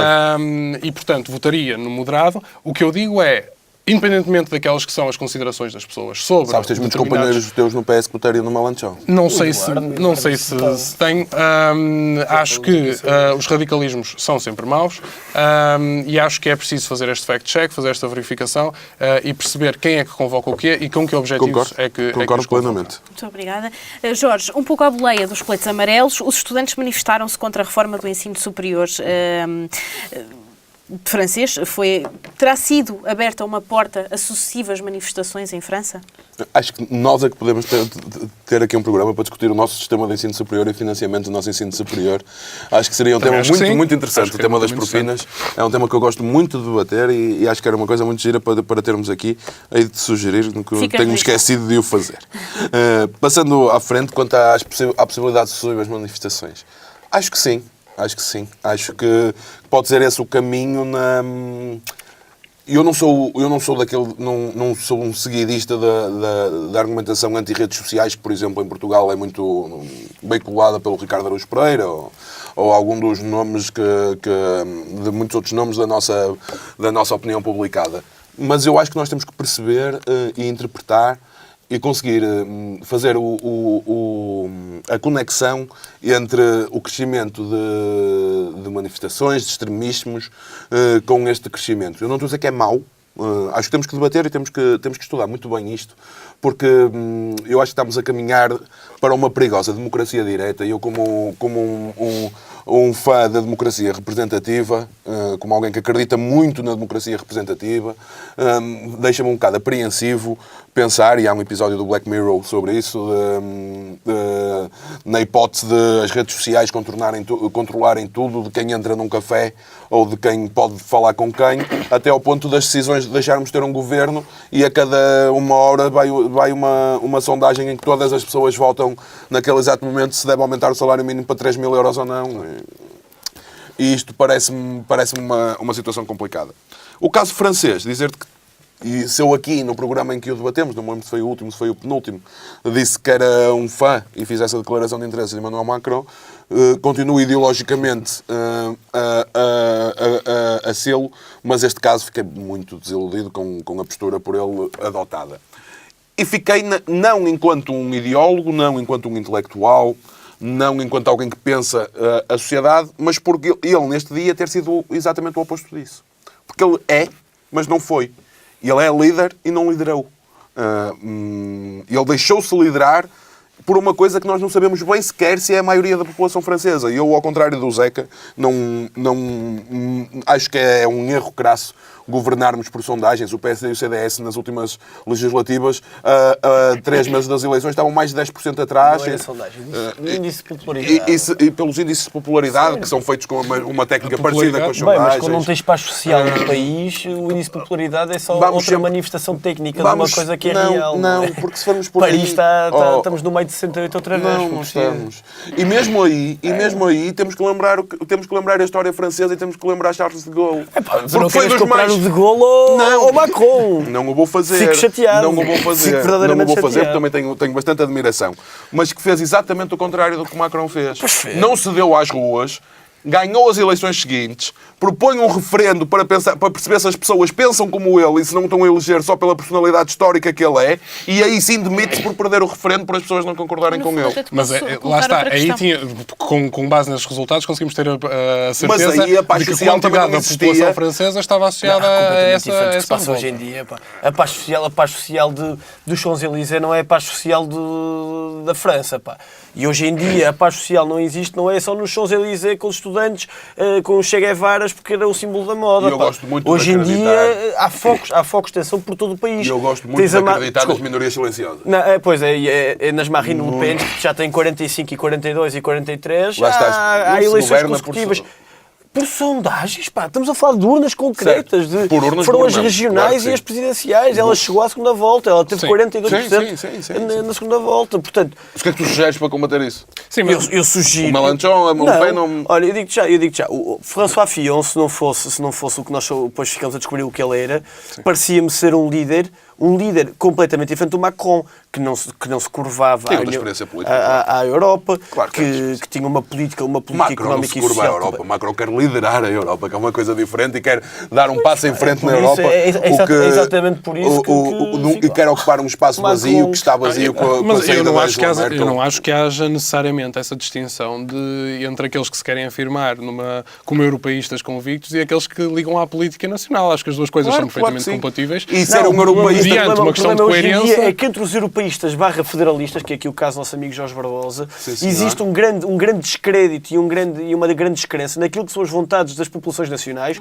em detrimento de uma certa cidadania europeia que não está nem sedimentada, nem sequer é real. Temos semelhanças com os povos europeus, temos, e eu sou defensor de algum tipo de integração, alguma integração. Agora, esta corrente, como o Macron a defende, de que os povos nacionais não interessam, o que interessam é os interesses europeus, que ele já o defendeu várias vezes em sede europeia. Eu já disse que sou português e europeu sem hierarquizar nenhum. Não colhe de modo algum o cabimento da população portuguesa, nem da população portuguesa, nem da população francesa, nem da inglesa, como vimos agora, nem da alemã, como Vamos dar aqui a Mas oportunidade ao Jorge de terminar Mas se for o raciocínio dele. eu respondo no final, deixa-me só prosseguir o raciocínio.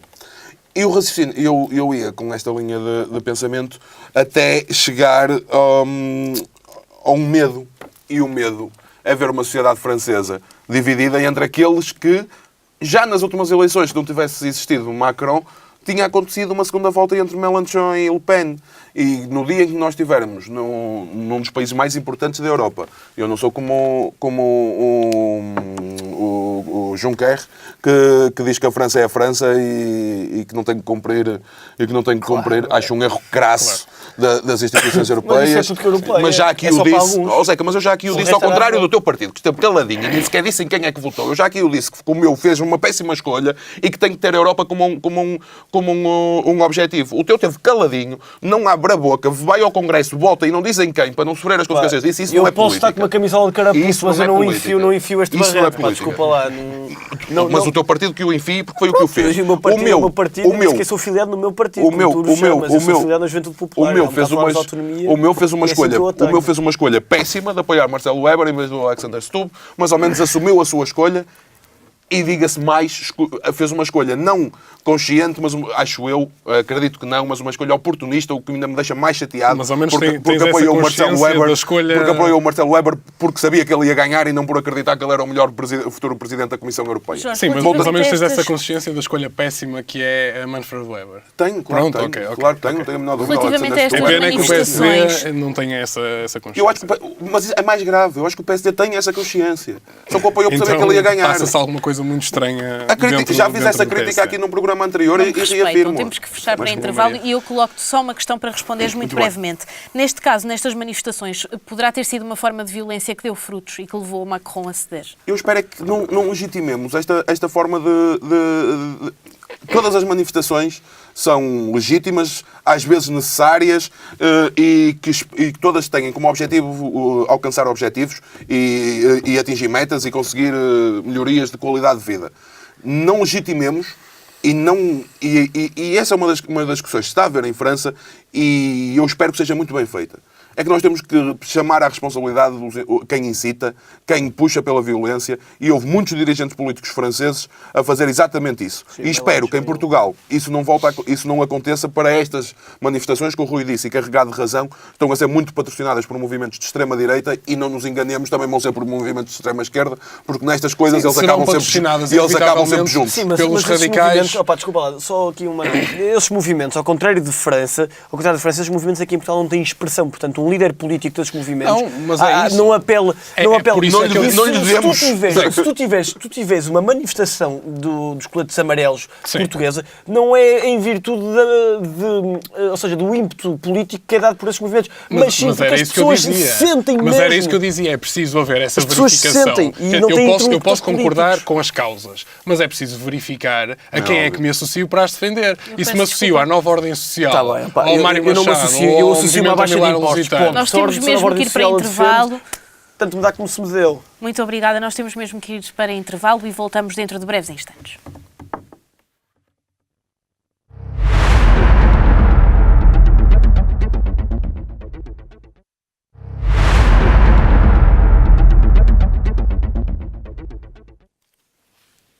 Estamos de volta ao Desafios Políticos e começamos esta última parte novamente a falar sobre a política internacional. Falamos sobre o Brexit, neste caso sobre a adiada votação do Brexit. Rui, Theresa May foi alvo de chacota ao anunciar o adiamento da votação do Brexit. Teve inclusive de interromper várias vezes o discurso. A Primeira-Ministra britânica tem e continua a ter uma crise para resolver? Tem uma crise gravíssima. Acho que cada vez se percebe mais a crise gravíssima em que não só a Primeira-Ministra britânica, como todo o governo britânico, como a União, como o Reino Unido, tem para resolver agora. Porque a Theresa May adiou ontem a votação do acordo entre a União Europeia e o Reino Unido sobre o Brexit, e adiou por um motivo muito simples, porque ela não passava. O acordo não passava no Parlamento, e não passando no Parlamento não haveria outra solução, não há mais caminhos alternativos que possam ser percorridos. Havia mais de 80 deputados conservadores que já tinham dito que votariam contra, o DUP, o Partido Democrata Unionista da Irlanda do Norte, que está na coligação do governo, tinha dito que votaria contra, toda a oposição votaria contra, e portanto, sabendo que o acordo não passaria, mas não tendo verdadeiramente qualquer outra alternativa preparada, May decidiu adiar a votação. A questão fundamental é a questão com que temos sido confrontados nos últimos tempos, desde que começaram as negociações entre a União Europeia e o Reino Unido, que tem a ver com a fronteira entre a Irlanda e a Irlanda do Norte, e com aquilo a que se chama o backstop, uma nova área aduaneira entre a União Europeia e o Reino Unido, para permitir o alinhamento da Irlanda do Norte com aquelas que são forçando a obrigação da Irlanda do Norte ao alinhamento com aquelas que são as regras comunitárias, para impedir que exista essa tal barreira física que poria em causa anos de paz depois de confrontos muito violentos. A verdade é que, apesar de Theresa May ter dito que voltaria a Bruxelas para negociar um acordo melhor, sabe que isso não acontecerá. Porque os órgãos europeus já o disseram, não há acordo melhor em cima da mesa possível, não há espaço para mais negociações. O próprio Michel Barnier, que liderou os processos de negociação do lado da União Europeia, disse que não consegue imaginar uma solução melhor e um acordo melhor. Michel Barnier, aliás, conduziu de forma exemplar as negociações e que se calhar até teria sido deveria ter o Partido Popular Europeu, se calhar, equacionado a hipótese em vez de escolher Manfred Weber, como aqui já referimos. Donald Tusk também já referiu que a União Europeia deve considerar todos os cenários e aqui um dos cenários mais preocupantes é o cenário do no deal, portanto, não se conseguir chegar a um acordo e termos uma saída do Reino Unido totalmente desorganizada da União Europeia. Sendo que Theresa May enfrenta agora também a possibilidade de uma moção de censura. Apesar de Corbyn ter vindo a dizer que não apresentará uma moção de censura e que espera que o governo se demita e que haja eleições gerais, apesar de toda a oposição, exceto o Labour, dizer que votaria a favor dessa moção de censura, não se perspectiva que haja uma moção de censura, mas esse é um dos cenários possíveis em cima da mesa.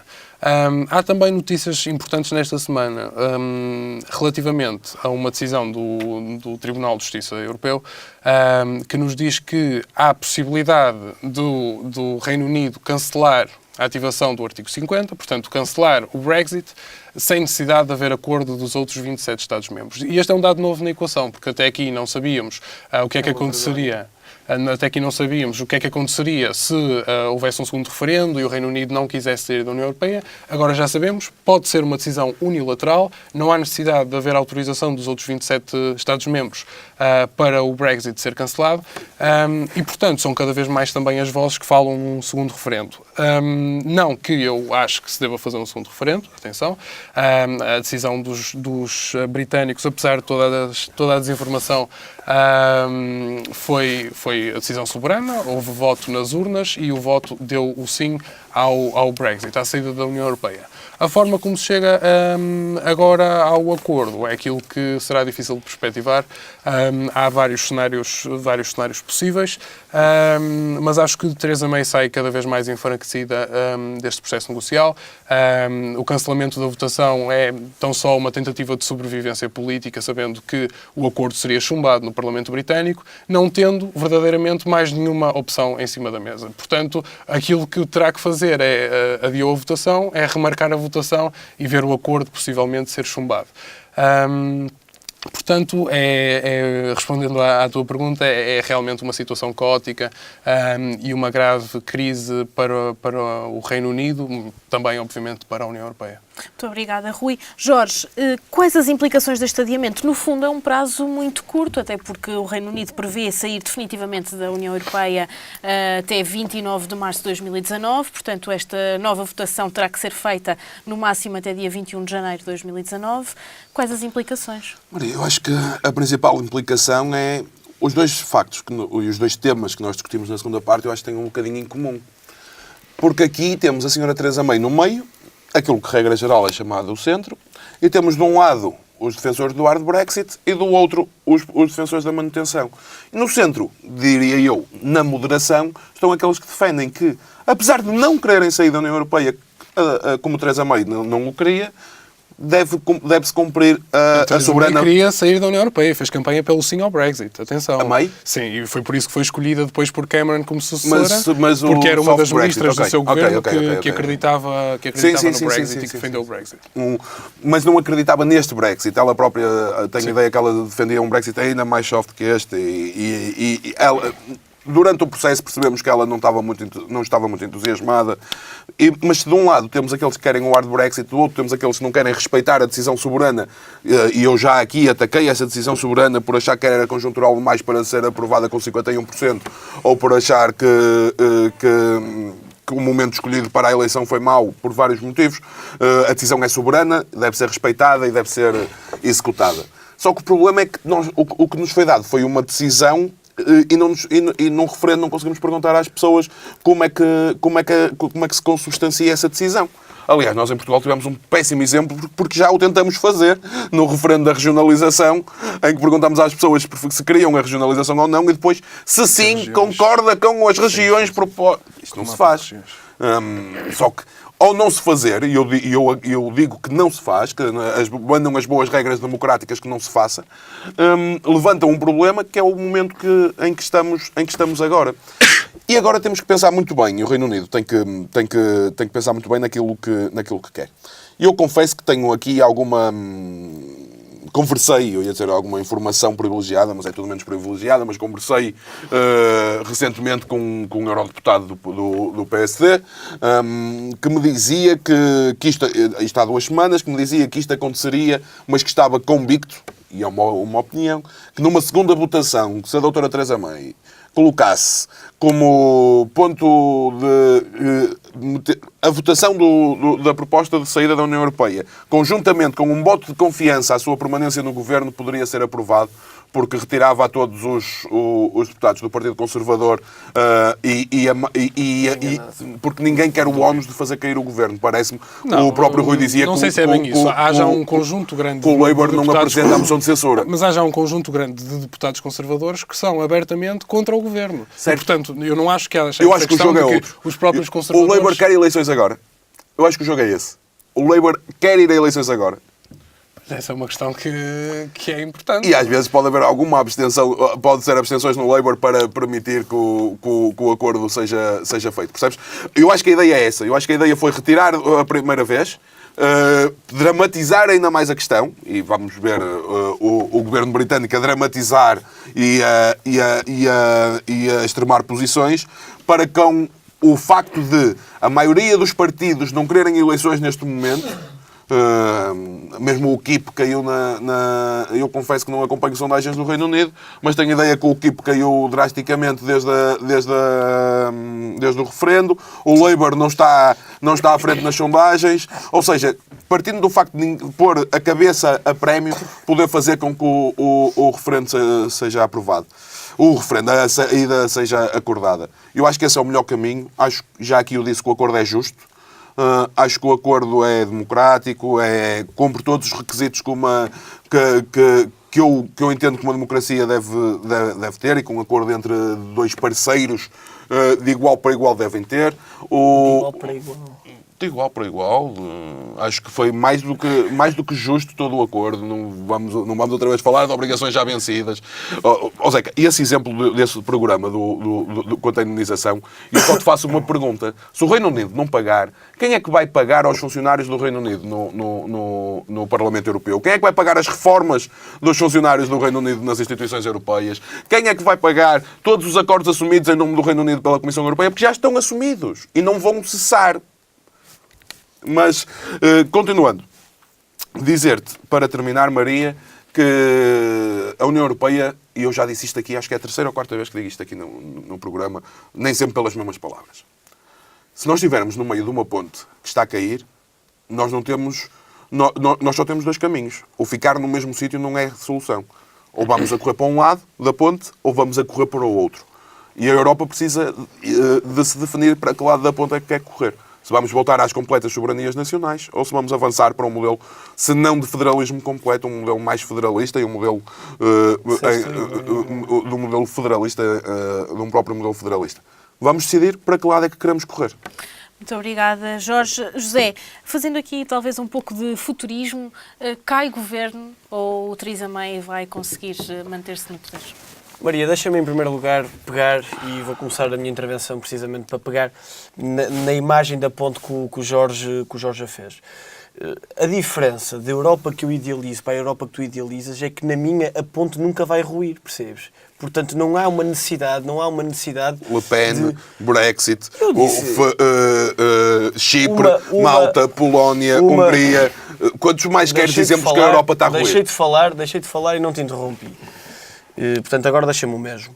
A questão é que a ponte que eu idealizo é que exista a cooperação e o desenvolvimento conjunto, sem nunca isso, intervir naquilo que são as soberanias nacionais. E o que acontece, e é por isso que a ponte fica podre e eventualmente este escolher ou tudo ou nada, que é uma maneira de fazer política péssima, tenho-te a dizer, que não dá espaço à moderação. Fica-se no meio da ponte. Não fica no meio da ponte. Faz-se uma ponte para casos excepcionais. Faz uma ponte completamente diferente, faz uma ponte, se quiseres, mais pequena, com pilares mais assentos. Não, sobre isso que o Vítor Orban. Mais bem presos na terra. Agora, não é... Sim, não é Orban podem não, falar os dois. não é da iminência. Tu podes falar com muitos amigos teus sobre a Malta. A Ana Gomes deve querer dizer algumas coisas sobre isso. Sim. Mas na iminência da ponte cair, não é teres de escolher, ou seja, tu tens de fazer uma ponte para que ela não caia. E isto para explicar o quê? E fazendo também futurismo, a União Europeia, assim como a Theresa May, vão passar tempos e futuros bastante difíceis e isto está tudo bastante atribulado. A Theresa May, no seu próprio Parlamento, ela tem o apoio da casa à partida, mas só que ela já perdeu o próprio partido. E isso também, para um português, como nós somos, pode parecer estranho, mas de facto é que o constitucionalismo britânico é diametralmente oposto ao nosso e as regras da casa são completamente diferentes das regras do nosso Parlamento Nacional. E para nós, se calhar, achamos estranho que o David Cameron tenha caído e por isso devia haver novas eleições, o líder partidário caiu e sobrou. Claro que em Portugal isso não resultaria, que foi o caso de Santana Lopes. O PSD foi o primeiro a arranjar motivos para tirar o Dr. Pedro Santana Lopes de Primeiro-Ministro de Portugal. Completamente de acordo. Coisa que a Inglaterra, devido também a uma certa maturidade que a democracia inglesa tem, que a nossa não tem, coisa que a Inglaterra não acontece. Portanto, eu vejo aí muito opinião publicada, como o Jorge gosta de dizer, muita opinião publicada, a falar de coisas que nem sequer faz a mínima ideia, porque acham que o caso inglês é igual ao caso português. E não é. E o que acontece é que ela poderá ter alguma legitimidade ainda dentro daquele Parlamento. Sim, eu estou convencido que não. E agora, fazendo o futurismo que tu me pediste para fazer, é que eu acho que ela não tem grande coisa a fazer. Ela não vai... Ela tem duas opções. Ou vai em frente com este acordo, que não vai passar. Não vai passar por duas razões. Primeiro, porque o partido dela, os Hard Brexiteers, não querem que este acordo passe e isto aqui, há uma grande diferença entre o Partido Conservador e o Partido Trabalhista e a história dele. O Partido Conservador é muito deontológico, muito ortodoxo, muito aquilo que acredita é aquilo que vai fazer. O Partido Trabalhista sempre teve um oportunismo latente na história. Rui, desculpa, não é verdade. Desculpa, é verdade. Basta lembrar o caso do Clement Attlee, quando derrota o Churchill nas eleições, em que faz uma campanha falsa, baseada na mentira. Aliás, deve ter sido o primeiro caso de fake news. Como é que tu podes dizer que acusar o Partido Trabalhista de fake news e de campanha falsa quando estamos a meio do Brexit, para o qual contribuiu muito o Partido Conservador, com o quê? Com fake news e com campanha falsa. Fake news? Claro que sim. Alguma parte do... Claro que sim, foi a campanha para o referendo. referendo. A campanha para o referendo. Maria, é isto que eu acho Boris Johnson e Farage. É isto que eu acho interessante. Porque tudo aquilo que não seja notícias, interpretações dos factos... Não era interpretação, eram factos mentiras. Era mentira de factos. Não era verdade, por exemplo, aquilo que vocês disseram, aquilo que tu disseste que era fake news, não era verdade que o Reino Unido era o segundo maior contribuidor e que isso dava, essas não contribuições para o Orçamento da União, dava para fazer a reforma da saúde pública. Dava-se também não recebesse daí. Não, quero o diferencial. Vocês é que manipularam a informação. Não é verdade. Vocês é que manipularam a Vai informação. ver as consequências que eles anunciavam. A Inglaterra, para o Orçamento da União, contribuía com 19 mil milhões. E estimava-se que recebia com 8, 9 mil milhões. O diferencial são 1.000 milhões de libras. 1.000 milhões de libras é muita, peço desculpa a expressão, fruta. Isto dá para fazer muita coisa. Dá para fazer uma reforma no sistema de saúde. E ela era uma live assim esquisita. Tu disseste com grande convicção que ela foi uma pessoa que apoiou o sim ao Brexit. O sim ao Brexit. Sim, mas aí eu não tenho dúvidas. Ela apareceu publicamente, mas atrevo-me a dizer que não há nenhum voto em urna que foi motivado pela campanha de Theresa May. Ela não era a cara. Ela, pronto, vá lá, estava disposta a fazer isso. Como defensora do Brexit, foi ela escolhida por Cameron pelo para Cameron, sim. Portanto, esse é um facto. Mas lá está, que mas não, as discussões, que não é alterável. eu acho que a coisa partiu mal. A coisa partiu mal também desde o início, porque o sucessor para liderar este processo não está a corresponder àquilo que eram os anseios das pessoas e aquilo que eram as reivindicações dos Brexiteers, dos que eram a favor do Brexit. E ela foi, como o Jorge disse, ela era uma soft Brexit. Mas as pessoas querem um hard Brexit, as pessoas querem sair e não querem pagar. As pessoas querem, e os irlandeses estão com muito medo de serem aglutinados pela Irlanda, pela República da Irlanda. Portanto, também não querem este regime de meio termo. Isso é que é o meio da ponte. E as pessoas querem, de facto, e a população inglesa quis o Brexit. E o Partido Conservador, que maioritariamente era pró-Brexiteer, não está com ela precisamente por causa disso, mas também e aqui o Corbyn, que é um oportunista de primeira ordem, porque eu não gosto nada Isso para mim também é um facto. Eu não gosto nada de Jeremy Corbyn. Ele está à espera que o governo se demita, que é para ir a eleições. Ele não está preocupado com o processo. Nada. Ele não está preocupado com o processo. Mas eu também, os socialistas europeus deviam fazer um exercício de refrescar a memória, porque ele disse que se demitia se perdesse a campanha, porque ele era um Remain convicto como era o David Cameron. E ele disse que se demitiu. E a grande diferença entre o Cameron e o Corbyn é que o Cameron foi homem numa posição muito mais delicada do que aquela que era a do Jeremy Corbyn. O Partido Socialista tem problemas bem mais graves para tratar.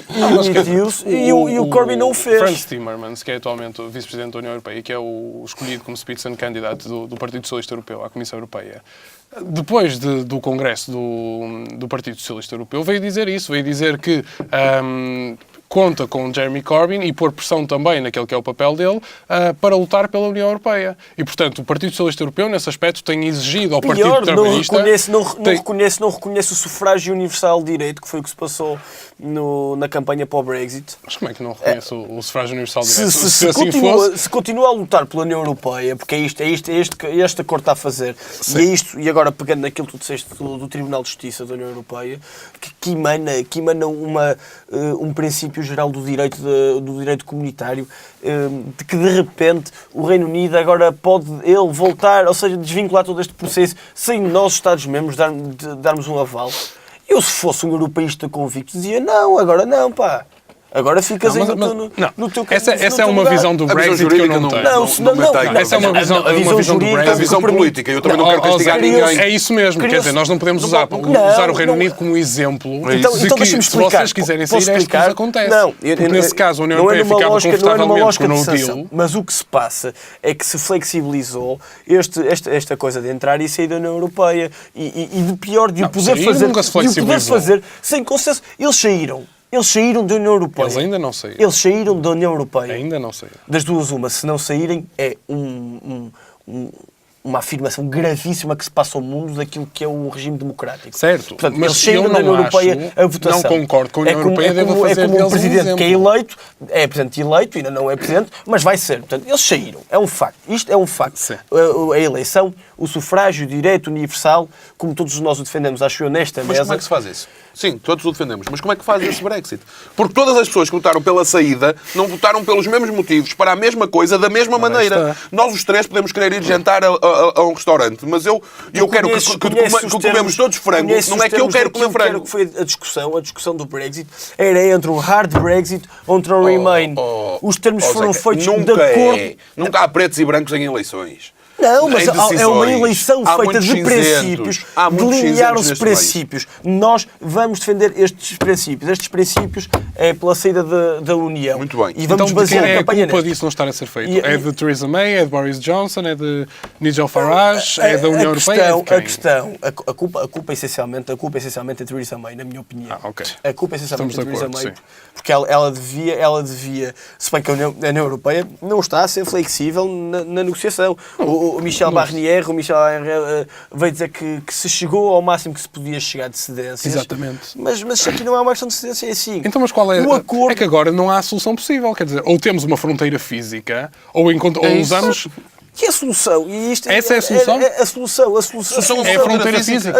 É a volta do conflito entre aqueles povos. Infelizmente, a solução vai ter de culminar com o respeito da vontade dos povos. E de acordo com todos os problemas que eles possam trazer. Mas ninguém se pronunciou sobre uma fronteira física. E o hard Brexit vai trazer muitos problemas a curto prazo. Os hard Brexiteers reconhecem esses problemas. Ninguém está a vender que o Brexit no curto prazo vai ser uma coisa boa. Mas, aliás, como, à partida, quase todas as grandes políticas e as boas políticas públicas que também o Jorge as defende a nível das reformas do Estado, numa primeira hora, são sempre difíceis, porque a reforma tem sempre um período de aceleramento para depois catalisar. E a questão com o Brexit é exatamente a mesma coisa. E tu dizes-me, o backstop agreement, aquilo não é nada, aquilo está simplesmente a permitir, a abrir a brecha para que daqui a 10, 15 anos a Irlanda reivindique o território da Irlanda do Norte. Quando sabemos que a Irlanda do Norte é altamente integracionista naquilo que é o espaço do Reino Unido. Eu espero que o Zeca não seja muito bom a fazer futurismo, porque senão estamos mal. Rui, nós já tivemos a oportunidade de tocar neste tema num programa anterior, na questão do Brexit. Gostava também de saber a tua opinião. Se o referendo fosse feito hoje, com votantes nascidos em 2000, o resultado seria diferente? Completamente diferente. Eu acho que sim. Acredito plenamente que sim. Acho que, e isso é verificável, há números sobre as votações entre os 18 e os 24, acho eu, 18 e 25, e depois até aos 30 e até aos 44, e até aos 44 anos o Remain ganhou. Portanto, na faixa etária até aos 44 anos, o Remain ganhou. Agora, eu também não acho que, não partilho a visão de que por ter ganho até aos 44 anos e serem esses os mais afetados, que então deve ser o Remain. Não. Acho que se a maioria dos votantes quer o Brexit, é o Brexit que deve ser entregado. Agora, acredito plenamente que há uma geração mais nova que tem outra visão, que já nasceu europeísta, já nasceu na União Europeia e tornou-se europeísta por convicção. Há uma geração que beneficiou de uma série de programas, de uma série de características que são intrínsecas à União Europeia, e que essa geração, tendo a oportunidade de se pronunciar, como se pronunciou parcialmente no Brexit, que optaria pelo Remain. Mas também é preciso ter em consideração que, de entre os votantes no Brexit, estas faixas etárias que nós dizemos que votaram a favor do Remain foram aquelas que menos votaram. Ou seja, foram aquelas que mais se abstiveram. Claro. E isto mostra sobretudo, o perigo que as nossas democracias enfrentam, a descrença dos mais jovens na política, e é um problema que precisamos de enfrentar. Porque, independentemente, e eu não seria, ou melhor, é uma posição complicada, porque não me imagino como britânico, mas vendo de fora, não apelaria ao Brexit, obviamente, pela coesão da União Europeia e por ser um europeísta convicto, mas independentemente daquelas que são as considerações pessoais de mais Europa, menos Europa, acabar com a Europa ou o federalismo, independentemente dessas convicções pessoais, para o bem da democracia, o que é preciso é que as pessoas se manifestem sobretudo nas urnas, e deem aquela que é a sua visão para os determinados assuntos, neste caso o Brexit. E, portanto, acho que essas gerações que tu referias, de 2000, antes de 2000, os jovens, que seriam maioritariamente pelo Remain, mas que seriam também aqueles ou que foram também aqueles que menos interesse, infelizmente, demonstraram nesta escolha, que é importantíssima para o futuro do Reino Unido e que vai, inevitavelmente, influenciar também o seu futuro pessoal. Muito bem, Rui, muito obrigada. Agradecer também a tua presença no programa de hoje. Espero que tenhas gostado. Agradecer também ao Jorge e ao José a participação em mais um programa do Desafios Políticos. Fechamos aqui o comentário desta semana, mas não fechamos o programa sem relembrar o e-mail desafiospoliticos@rtv.com.pt. Desafios Políticos sem acentos. O Desafios Políticos fica por aqui esta semana. Voltamos na próxima semana para debater o estado da política atual na perspectiva das juventudes partidárias. Até lá, tenham uma boa semana.